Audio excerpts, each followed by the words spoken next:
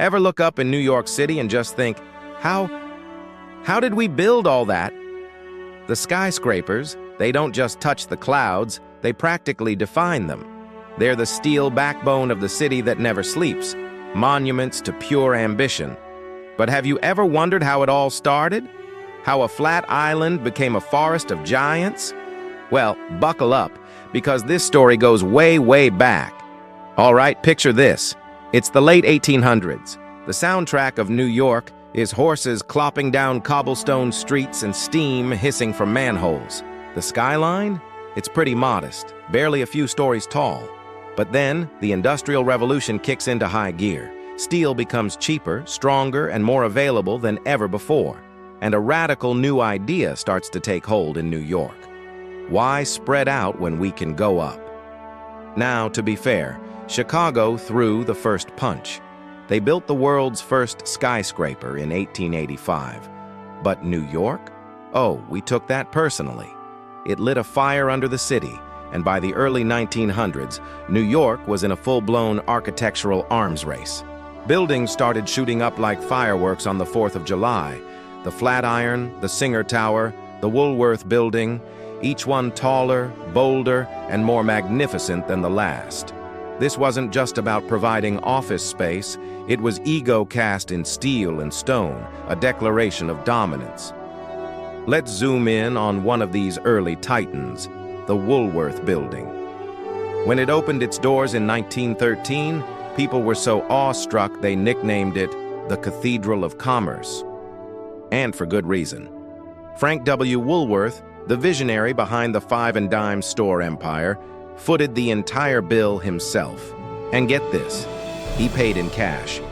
$13.5 million, which was an astronomical sum back then. Standing at a majestic 792 feet, it reigned as the tallest building in the world for nearly 2 decades. With its intricate Gothic details and soaring spires that glowed in the night, it looked less like an office building and more like a temple dedicated to the gods of capitalism. And that's exactly what early 20th century New York was all about. Ambition, hustle, and doing it all with undeniable style.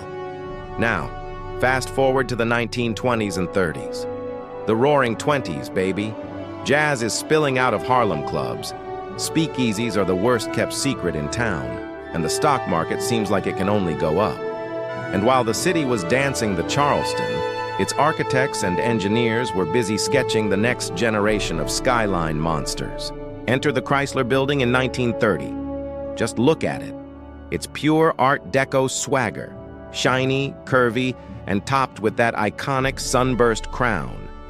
Walter P. Chrysler, the automotive mogul, wanted a monument that would embody the power and elegance of American industry. And he was a fierce competitor. He was in a bitter race with another developer to claim the title of the world's tallest building. So he devised a secret weapon. A magnificent 185-foot spire was secretly assembled inside the building's dome. Then, one night, in a stunning feat of engineering, they hoisted it through the roof and bolted it into place in just 90 minutes, snatching the title. Talk about a savage move. That stunt made the Chrysler the tallest building on Earth for exactly 11 months, because right on its heels was the undisputed king, the legend itself, the Empire State Building. The year is 1931. The nation is deep in the Great Depression. Money is tight, spirits are low, and millions are out of work. And in the face of all that despair, what does New York City do? It says, you know what? Let's build the tallest damn building on the planet. The Empire State Building rose from the ground with breathtaking speed, completing construction in just over 13 months.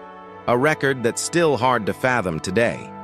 It was a testament to the grit of its 3,400 workers, many of whom were Mohawk iron workers, who performed their death-defying ballet on steel beams 1,000 feet in the air, often without a single safety harness. When it opened, it stood at a staggering 1,250 feet. For more than 40 years, nothing else on Earth even came close. It wasn't just a building, it became the ultimate symbol of New York's identity. Tough, proud, and absolutely unbreakable. It was so iconic, Even King Kong couldn't resist climbing it. Let's jump ahead a few decades to the late 1960s. The world is changing, and so is architecture. A new massive project is underway in Lower Manhattan, the World Trade Center. The plan called for two colossal towers, minimalist and powerful. Initially, some critics found the designs too simple, too boxy. They called them the twin filing cabinets. But when those towers finally topped out at 1,368 feet, the criticism fell silent. They became instant icons, the twin jewels in the city's crown, representing global commerce, unity, and a boundless future. For 30 years, they defined the downtown skyline. And then came September 11th, 2001. A day of unimaginable tragedy that changed New York and the world forever. The towers fell, leaving a hole not just in the skyline, but in the heart of the city. In the aftermath of the devastation, the question was never if. New York would rebuild, but how it would rise again, and rise it did. In 2014, One World Trade Center officially opened its doors on the site. Its spire reaches a symbolic height of 1,776 feet, a number that echoes the year of American independence. It's not just a skyscraper of glass and steel, it's a monument of resilience, courage, and memory.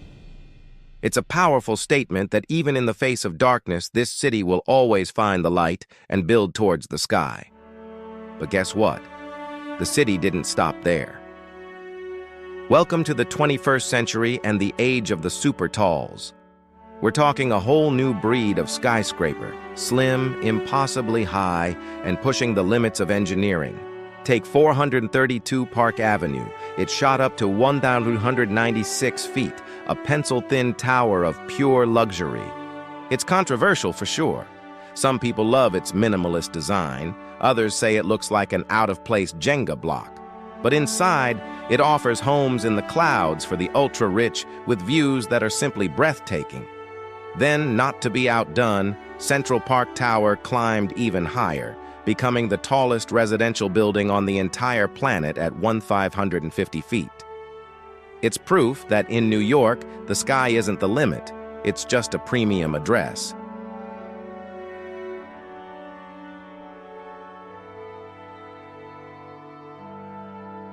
Architects are now designing towers that twist and turn, structures that seem to breathe with the wind. Green technology and AI are changing the game, with concepts for buildings that can generate their own power, clean the air around them, and even change their shape in response to sunlight.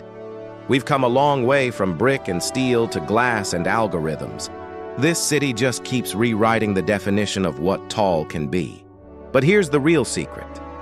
This story isn't just about height or steel or concrete. Every single skyscraper in New York tells a human story. A story of immigrants who arrived with nothing but a dream, of brilliant engineers who solved impossible problems, of risk-takers who looked at an empty plot of land and saw a stairway to the heavens. That's what makes this skyline so special. Other cities have tall buildings. New York has legends. It's a city that doesn't just follow trends, it creates them. It always has, and it always will. So the next time you find yourself walking down a street in Manhattan, do me a favor. Stop for a second and just look up. Feel the scale of it all. Every steel beam, every pane of reflective glass, every long shadow stretching across the pavement. That's not just architecture. That is history in motion. It's ambition made visible.